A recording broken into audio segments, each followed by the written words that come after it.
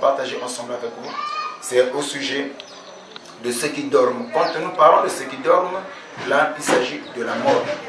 Et c'est quelque chose, on ne s'habitue pas avec la mort, bien que nous avons tous la connaissance qu'un jour, nous allons quitter cette terre, un jour nous allons mourir. Et n'oubliez pas, dans le livre de Genèse chapitre 3, Dieu a dit à Adam, et que le fait que tu as mangé l'arbre au sujet duquel je t'avais interdit, sache-le que tu mourras. Tu retourneras de la terre d'où tu as été tiré.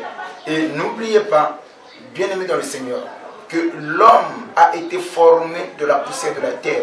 Parce que quand Dieu a créé l'homme, la Bible nous dit que Dieu a formé l'homme de la poussière de la terre. Et ce que Dieu a créé dans l'homme, c'est l'esprit. Or, la chose qui va retourner à la terre, c'est ce corps-là. Or, tandis que l'esprit de l'homme ne meurt pas. C'est comme que ce soit un païen ou un chrétien, l'esprit ne meurt pas. L'esprit est immortel. L'esprit de l'homme est immortel. Et ce qui ressemble à Dieu, ce n'est pas le corps. Quand Dieu disait que créons l'homme à notre image, selon notre ressemblance, ce n'est pas la chair. Parce que Dieu, ce qui ressemble à Dieu, c'est l'esprit. L'esprit que Dieu a fait habiter en nous. L'esprit que Dieu a créé. C'est dans ce sens, bien aimé dans le Seigneur. On voit l'histoire de Lazare, le pauvre et Lazare et l'homme riche. La Bible nous montre que là, il y a deux contextes. Il y a deux exemples que la Bible nous montre là-dessus. Il y a une personne, il y a un qui priait, qui connaissait Dieu, qui était né de nouveau. Il y a un qui ne connaissait pas Dieu. Mais après la mort, leurs âmes ou leur esprit a continué à exister. C'est pour nous montrer que l'esprit de l'homme est immortel, que ce soit pour les païens ou pour les chrétiens. C'est dans ce sens.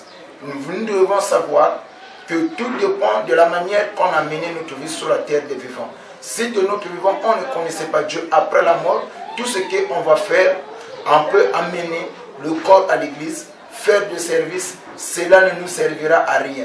Il est important de connaître Dieu dès ton vivant. Il est important de connaître Dieu au moment où tu es encore en bonne santé, au moment où tu es encore vivant. Et regardez ce que la Bible nous dit dans le livre de Ecclésiaste, chapitre 8, le verset 8. Je pourrais lire cela pour les bien-aimés qui me suivent de partout. Qu'est-ce que la Bible dit? L'homme n'est pas maître de son souffle pour pouvoir le retenir. Et il n'a aucune puissance sur le séjour de la mort. Il n'y a point de la délivrance dans ce combat. Et la méchanceté ne saurait sauver les méchants.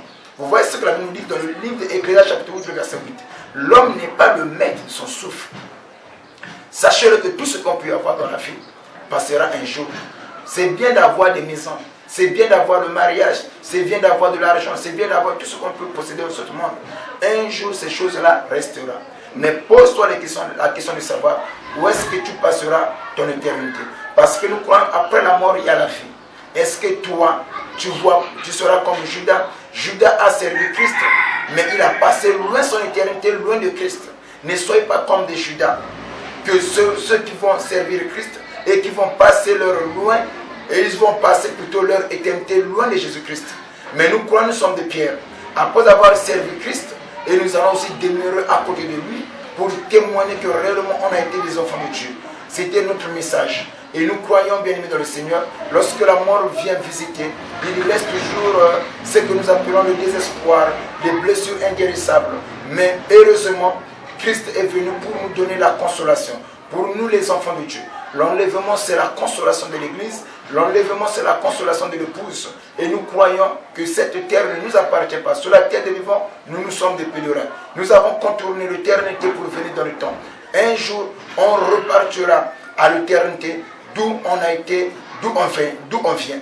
C'était le message que j'avais à vous annoncer. Que mon Dieu vous bénisse. La suite à la prochaine numéro. Que Dieu vous bénisse richement.